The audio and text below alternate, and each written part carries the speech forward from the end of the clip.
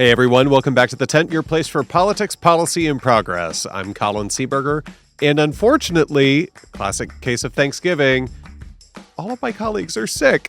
I'm wishing them a speedy recovery. That said, we did have a killer conversation this week with Anderson Clayton, chair of the North Carolina Democratic Party, and really want you to hear this conversation. Think she had a lot of powerful and energizing ideas about where the Democratic Party should go following the 2024 elections. And so I hope you'll take time and listen to this important conversation.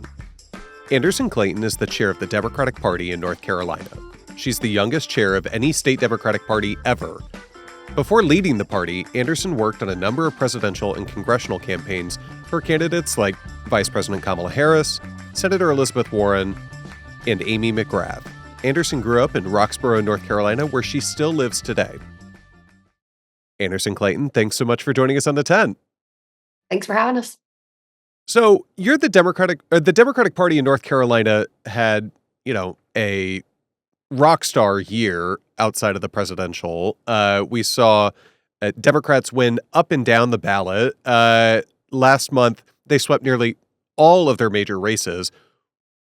Why is that? What actually worked in your home state in North Carolina? And, I'm curious from both a messaging perspective and a candidate perspective. And, what sort of unique organizing approach maybe did you take that helped get you across the finish line in some of those down ballot races? I think when you look at what happened in North Carolina, obviously margins matter. Mark Robinson definitely destroyed himself in a governor's race against Josh Stein, but that was not You the could say only that. race. You could say that. I mean, genuinely, the man that called himself, quote, a black Nazi. But I think that, the rest of the down ballot where you saw, and actually polling's come out now too that's shown this, is that Mark Robinson did not have the down ballot impact that a lot of people perceived him to. And I think from our perspective as a state party, what we always try to emphasize and the count or the races down the ballot were always the most important for us, not just for our organizing program, but for how we campaigned across the state, for how our messaging and our digital guidance sort of went out to people and went out to our volunteers, went out to our county parties. We made it a very decentralized, at least in my opinion, 100 county strategy. And it's something that made every county feel like there was something that they could do to be able to impact statewide races in North Carolina. And we saw that with the Supreme Court justice race. So North Carolina is a unique state. We are one of 11 states in the country that elect a full council of state roster, which means that our legislative branch and our judicial branches are those two things, right? Our executive branch holds 10 offices in the state of North Carolina. And many people don't know that because not a lot of states always elect their attorney general or their lieutenant governor. Some of them appoint them. Some of them have other ways in which they hold those titles. And so it's interesting to see that North Carolina had 15 statewide races on election night. Wow. And that goes from not a lot of people, I think, really knew that or heard us say that the entire last 2 years that we've been in this job or that I've been in this job, because the idea is that you could have a way to emphasize everybody on the ballot because everybody speaks to a different sort of issue and we knew that people's issues are what drove people to the ballot box this year in so many ways. But I say that about a Supreme Court justice race because in 2020, when we lost our Supreme Court justice race to Paul Newby against Sherry Beasley, who was the Democrat that was running at that point in time, we lost that race by 401 votes at the statewide level. This year, turn the page to 2020, and we have won a Supreme Court justice race by 722 votes. And that, to me, I think is the difference in an effective ground game and effective organizing infrastructure from a state party that can really come in and help those down ballot candidates that are not getting the same attention as a national level campaign can provide to those folks. No doubt, no doubt. I am curious, though. North Carolina is going to play an especially critical role as we look to kind of the next decade and beyond, right? In 2030, there's going to be redistricting following the census, and we're anticipating, seeing some decline in the electoral vote share in places like Michigan, Pennsylvania, Wisconsin, right? And so the path to 270 for Democrats will really necessitate their success in states like North Carolina, or Georgia, Arizona, right? And so I'm curious to get your perspective as the chair of the Democratic Party in North Carolina. What is it going to take for Democrats to win, to be successful at the presidential level in a state like North Carolina? Investing in places where they might lose originally. And I think that North Carolina like was the great white whale for a lot of people in our party for a long time. And I'm like, yeah, in this cycle, North Carolina became the swing state that swung to the right, the second least behind Wisconsin. And we were the least invested battleground state out of any state in that roster of the seven. And I think that's important for also people to understand is that North Mm. Carolina's statewide trajectory, we didn't have a lot of the same resources, even though we had a lot. And I'm thankful for that every single day. But I just think the contextualization of that is important when you understand that North Carolina got added into the battleground state category, right? I was an expansion state originally. I was not a state that people expected to really have that sort of get up and go about them. And then all of a sudden, it was sort of like towards, when you had the vice president come at the top of the ticket, people really started to see North Carolina as this bright beacon. And I'm like, we couldn't have done that had we not been building for a year and a half to be able to have that excitement and that infrastructure and everything else that she brought to the table to come in. And I think it's really important that folks understand the South has got something to say in so many ways still, because I believe that the future of this party runs through places like North Carolina, but also like Mississippi and Louisiana and Georgia and the places where 55% of Black Americans live right now, because the base of our party is under gerrymandered maps for their state legislatures. They are being disenfranchised out of their votes. And I think that if we as a party really want to care about empowering the base of our party, we would look at where those folks live geographically. And I think the South has been the most divested region in the country from the Democratic Party based on where our total vote share is coming from in so many ways. And that's because it's hard, right? Like gerrymandered maps are hard to get over and it's hard to deal with. And it is hard to sort of come up with the plans to be able to execute in those states. And that's something where right now, as a Southern strategy, like we would like to see built, I think, as state party chairs from across the South, as young people from across the South. When you look at people like Maxwell Frost and Justin Jones and Justin Pearson and Rua Roman and all these other like really amazing young elected officials, they're coming from the South. And I think that that is also something we've got to take note of. And they're also young. This is music to my Texas ears. So I hear you, Texas Anderson too. Clayton. Yes, yes. Well, I'm curious. I don't necessarily buy into the messaging that we're hearing from President-elect Trump on, him having this overwhelming, commanding mandate. I mean, he's under 50%, right? Democrats actually gained a House seat. The last race was called earlier this week. Um, you know, every Democratic Senate incumbent in nearly every battleground state ended up actually eking out a win. Yet he did particularly well in rural areas in this country. And as somebody from a rural community in Roxborough, I'm curious to get your perspective about what is it about Trump and his ability to connect with voters in rural parts of our country, and what do you think Democrats got to do in order to win them back?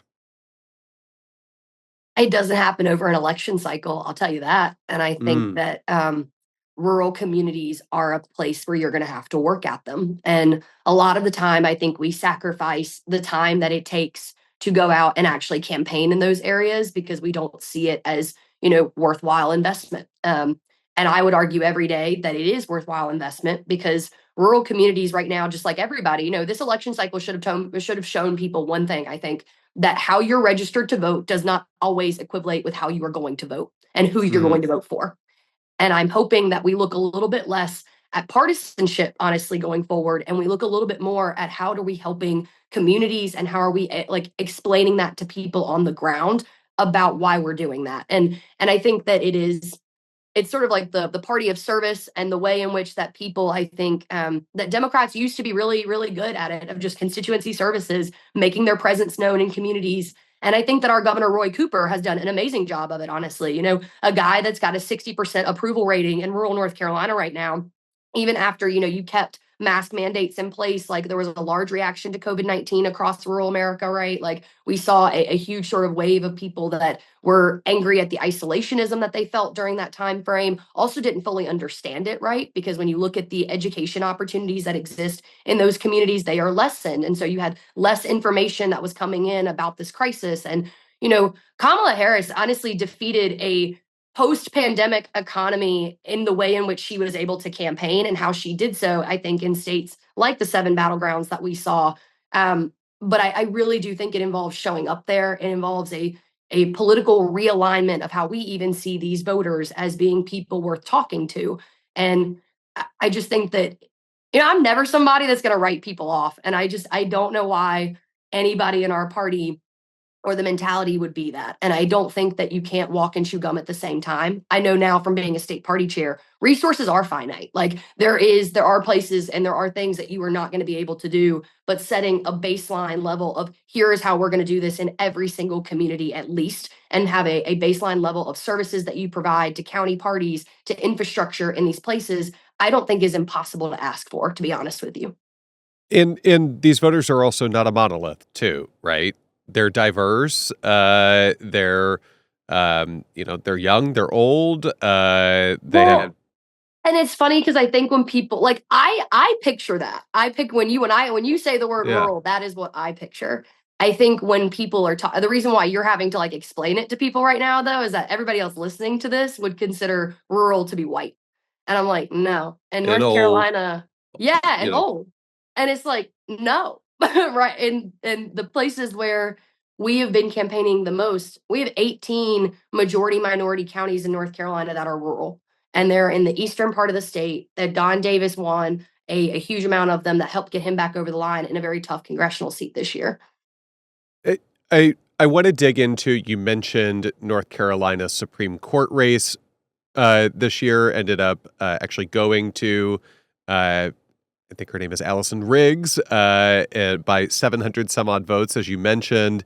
And can you give us, a sense for the impact of these kinds of races? So the actions that the North Carolina Supreme Court took before to actually greenlight an extreme partisan gerrymander in the state wiped out 3 congressional seats that should have gone to Democrats. And that could literally be the difference between a Democratic House majority going into 2025, a check on Donald Trump and Republicans' unified power in Washington. What are, other kind of examples of like the importance of these down ballot, state Supreme Court races, local races, right? In terms of actually having an impact on our broader national politics. I mean, I think you covered my biggest one pretty well right now. And Allison Riggs's race is being challenged. So Jefferson Griffin, who is the Republican that ran against her, is challenging 60,000 valid voters right now across the state of North Carolina because he is trying to steal this election from her. And he genuinely does not want to accept the fact that we just went through a recount. We are going through a hand-eye recount right now in the state of North Carolina because the Republicans do not want to believe that these votes are valid. Even under the circumstances that we came in from them. It's Republicans' rules that we are playing on right now in the state, and they still think somehow that we were not able to eke this out in a fair and legal way. And it's like, no, our elections in North Carolina were legal. But I think to your point, that Supreme Court race, when we lost our Supreme Court in 2022 in North Carolina, it changed the trajectory of this state and of this nation, in my opinion, for the next 4 and 8 years. And people do not necessarily think about that, I think, when they're looking down ballot, which is why, those races don't always have the biggest megaphones, which is why we've got to give it to them. People like an Elaine Marshall running for Secretary of State is so important because when you think about Republicans in my General Assembly this year, we're saying we're going to take the elections boards from being under the governor's power. We're going to move it to the Secretary of State then if it becomes a Republican. And we had Republicans that were just thinking about how do we shift power into places that we have power already by using the supermajority that we have in a General Assembly. And I think what we need to see is that every branch of government enables another branch, right? And also it can disable another branch because what Republicans in North Carolina right now are saying, they just recently passed Senate Bill 382, which is stripping away powers from our newly elected governor, lieutenant governor, and attorney general in the state. This bill would say that our attorney general does not have the ability to sue over unconstitutional laws that he deems unconstitutional in the state, which is the power given to the attorney general based on our state constitution. What is the point of having an attorney general? There wouldn't be one. There wouldn't be one. But that's where Republicans are at right now is they lost those races and they are trying to deny that, but they are also trying to strip the powers from those folks that just got elected. And I think that's the type of democracy that we're looking at if we're not playing in every part of that democracy, which means building the bench at the city council and the county commission level for Democrats across the board, making sure that we take back commissions, school boards, and those local races, and that we build and that we continue to recruit people to run in every single one of those gerrymandered races in North Carolina, because that is what we did in 2024. We contested every single one of those Senate and House races, even though we were under gerrymandered maps. And I think that that was a huge reason why Allison Riggs makes it over the line with 722 votes. It sounds like a great plan to fight back. I am curious, how are you going about actually educating voters about this stuff? We know a lot of people in this country right now have turned off the political news, right? But in order to make these kind of anti-democratic attacks on our system of government, and really kind of basically trying to reverse engineer and overturn the will of the people, how are you getting this information across so that it actually leads to, actual proponents of democracy being able to be in these positions?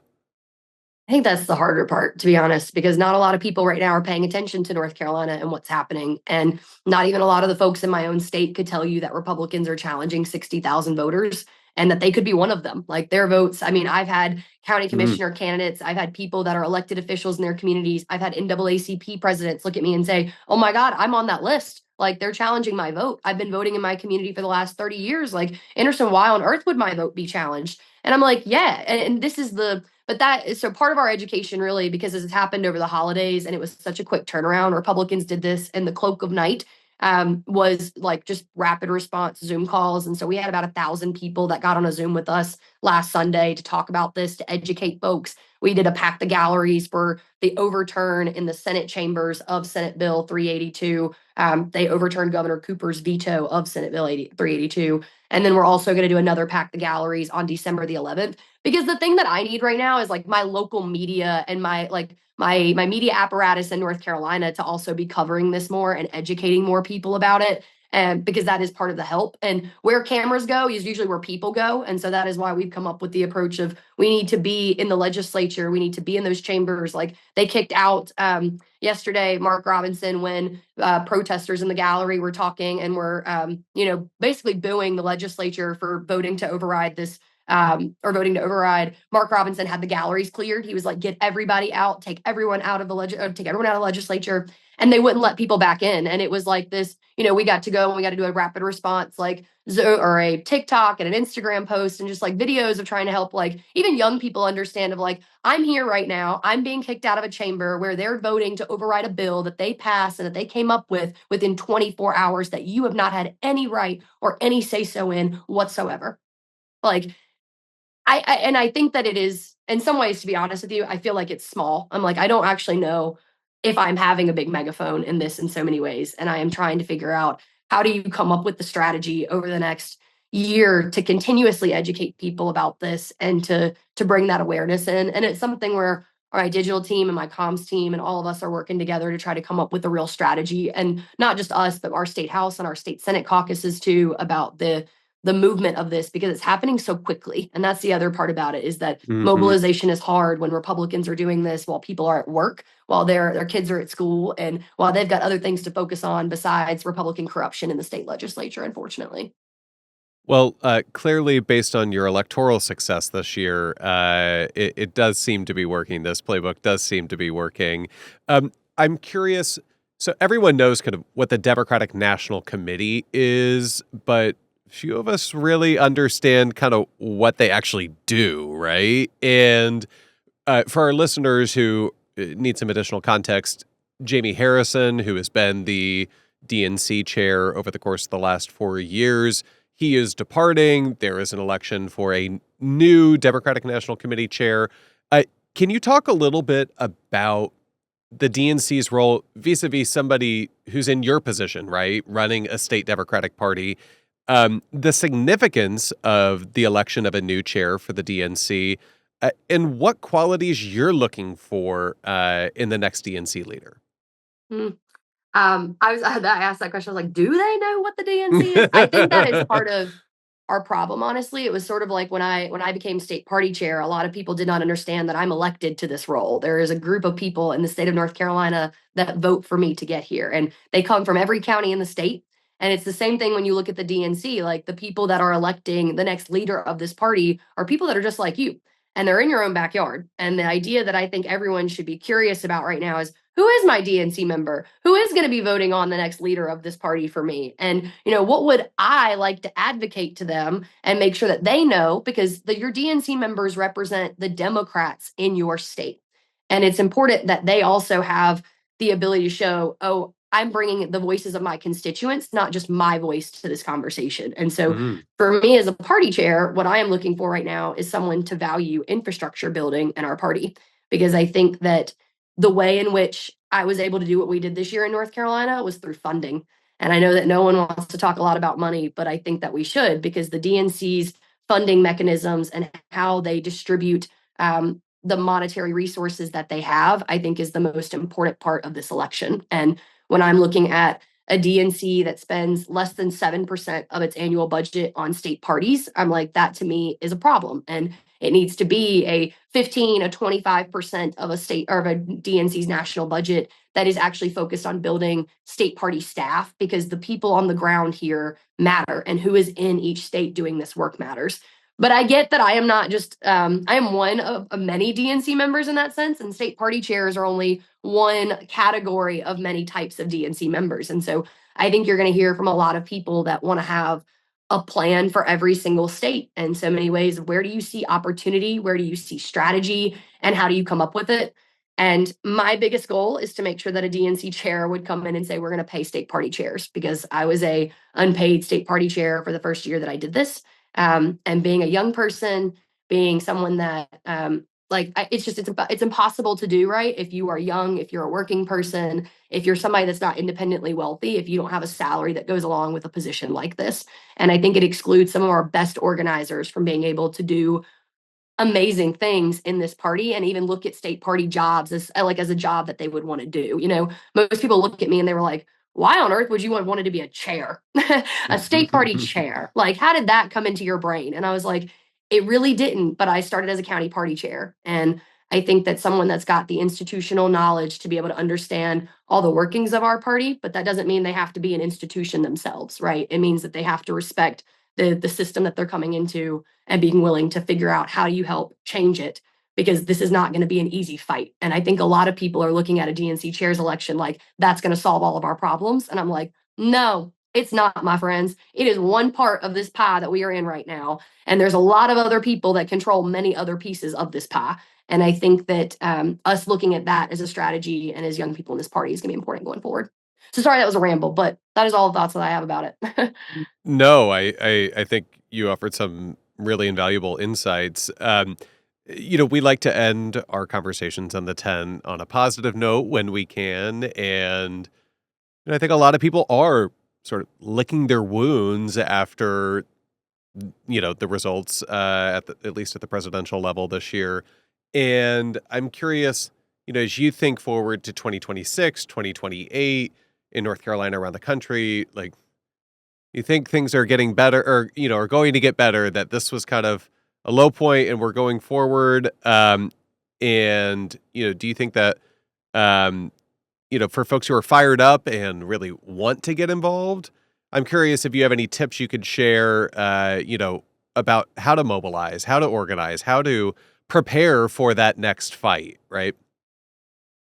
Who are your local city councilors? Can you name every single one of them for me? Who represents you in your state legislature right now? Can you name them for me? I, I think that we are so focused on the up here, the national viewpoint. We're so focused on Donald Trump going into office right now. I'm like, there's shit happening. There's up shit happening, honestly, in your own backyard right now. And if we can start to fix those problems, because that is where everyday people look at a federal level. Like, Barack Obama was the only president in the last, like, I wanted to say 20 years or something like that had 2 terms, right? It was a crazy statistic that I read the other day that talked about, like, the period of politics that we are in right now, of where we have gone back and forth at the federal level for like a political party, because people are looking for change. They're looking for what's going to impact their life the most. They're looking for who's going to help them. And I'm like, the federal level is not going to do that. It's going to be your local level, because your local level are the people that are controlling whether or not your water gets turned on every day, whether or not you have the resources that you need for a homeless shelter in your community, whether or not people are taken care of. And I think a lot of people have been struggling so much that they want to feel taken care of. And so I would look to people and say, where are you getting involved in your local county party? Because those are the resources. And if you don't like what your local county party looks like right now, because we ain't all perfect up in here either, go change it. I got involved with my county party by going on to a county convention and volunteering to be the county party chair. And I think that there are so many more opportunities to get involved with the actual party apparatus. And a lot of times people look at it and they're like, I can't do the Democratic Party. I'm just not. But I'm like, you are the party. Like, we are the party right now. And if you all don't like what it looks like, what it's doing, what it's saying, then go do something different and go say something different and go take on a leadership role and come be part of this with us and fix this shit with us. Because I don't think that you are going to do anything from throwing stones outside of a glass house. Like, you're only going to take us all down with you. And the other piece that I would say is that there's a lot of really good organizing happening all across, and C3s and C4s, nonprofits. Like, there's just so much work right now that we can be leaning into and doing. I hope that everyone's got hope, because I'm like, from being from rural North Carolina, I don't ever expect to win elections as a Democrat. And I think that we have got to have the grit and the resiliency to be like, it is about the fight. It is about people seeing that we are fighting for them, which is why there's a part of this party that I do not agree with right now when it says, like, we've got to go back on our values, or like we got to take back things that we've stood for and that we've stood on. And I'm like, no, that is part of our principles. And we need to bring more people into that conversation. And those are tough conversations to have, but we got to have them. I'm fired up. Anderson Clayton, thanks so much for joining us on The Tent. Thank you for having us. Well, that's all the time we have for today. Please go back and check out previous episodes. And if there's anything you'd like us to cover on the pod, hit us up on Twitter, Blue Sky, Instagram, and Threads at The Tent Pod. That's at The Tent Pod. Folks, I hope you're taking care and enjoyed your Thanksgiving holidays. I know in my house, we are making cookies, we are making meatballs, we are decorating trees, we are going all out, having the best time, watching all of our favorite movies. Shout out to Lindsay Lohan. Our little secret is in my Netflix queue, and I just need to find some time to binge watch it as quickly as possible. But also, love Home Alone, can't beat it. Love Actually, I mean, it's amazing. Hope you're all getting to spend some time with friends and family, watch your favorite movies, eat your favorite things, and find some joy. I know it's been a long year, and look forward to chatting next week. The Tent is a podcast from the Center for American Progress Action Fund. It's hosted by me, Colin Seaberger, and co-hosted by Daniela Gibbs-Leger. Aaron Phillips is our lead producer, Kelly McCoy is our supervising producer, Mishka Espy is our booking producer, and Muggs Leone is our digital producer. Hi Fan, Matthew Gossage, Olivia Mowry, and Tony Pandolfo are our video team. Views expressed by guests at The Tent are their own, and interviews are not endorsements of a guest's perspectives. You can find us on YouTube, Apple, Spotify, Google Play, or wherever you get your podcasts.